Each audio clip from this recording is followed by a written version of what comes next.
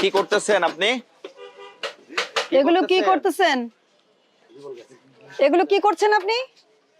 আপনি বোতলের তেল ঢেলে দিচ্ছেন, বোতলের তেল ড্রামে ঢেলে দিচ্ছেন। আপনি তাকাচ্ছেন না কেন আমার দিকে? আপনি এটা কি করছেন?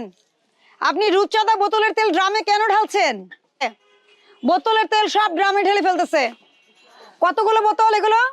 বোতলের তেল সব ড্রামে ঢেলে ফেলছে। আপনার নাম কি?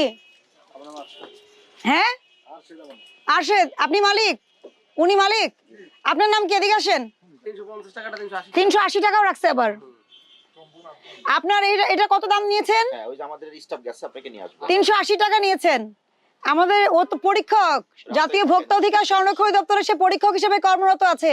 তাকে পাঠিয়েছি আমরা বাজারটা রেকি করার জন্য যে আপনারা কি করছেন, তেলের কি পরিস্থিতি দেখার জন্য। আপনি এটা 380 টাকা বিক্রি করেছেন, করেছেন কিনা? করেছেন? কে নিয়েছে টাকাটা? এই যে এইমাত্র 120 টাকা ফেরত দিবেন। আর আপনি এটা ফেরত নিয়ে 500 নেন এইমাত্র।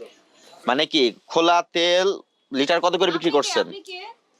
এটা হলো আপনি কি ওনার ছেলে? আমার লিটার না কেজি বিক্রি করতেছে। কত করে কেজি বিক্রি করেন? 200 টাকা। আর এটা কিনেছেন আপনি, এটা কত করে পড়েছে? 175 টাকা। 25 টাকার লোভ সামলাতে পারেন না আপনি, এজন্য বোতল কেটে খোলা করে কেজি হিসেবে বিক্রি করা শুরু করে দিয়েছেন। এই যে এগুলো তো সব কেটেছেন।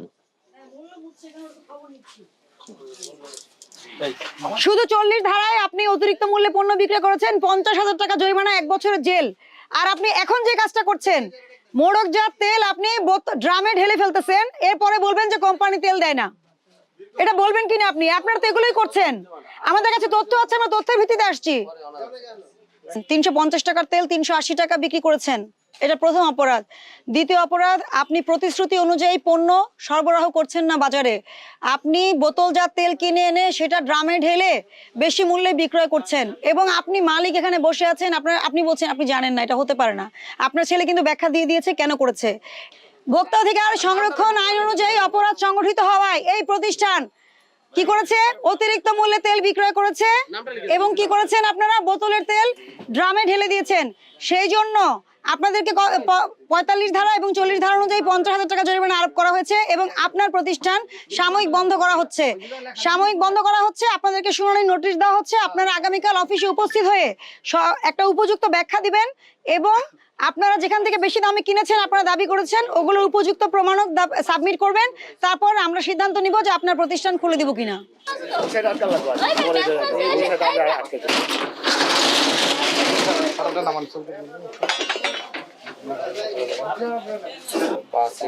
খোলা তেল হিসেবে বিক্রি হয়। এটা আছে পরবর্তী নির্দেশনা দেওয়া করুন সাথে।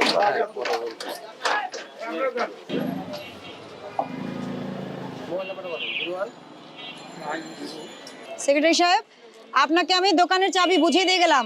কালকে শুনানি হবে, যদি ওনারা যান। শুনানি হলে শুনানির পরে যদি মনে হয় ওনাদের উত্তর সন্তোষজনক, তাহলে খুলে দেওয়া হবে, আর না হলে আমরা পরবর্তী স্টেপে যাব। ঠিক আছে?